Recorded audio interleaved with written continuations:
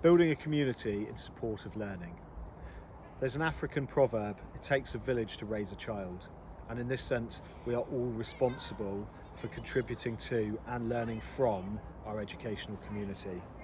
Learning is lifelong and continuous. It forms part of the social glue that holds us together as a community. It cannot be seen as being distinct from society. It is a part of everything that we do.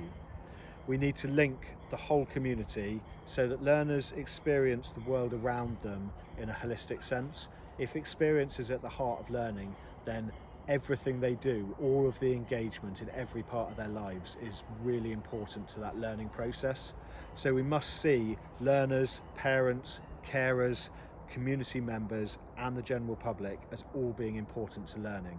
After all of these people contribute to the learning experience, and all of these people interact as part of the experiences our learners have.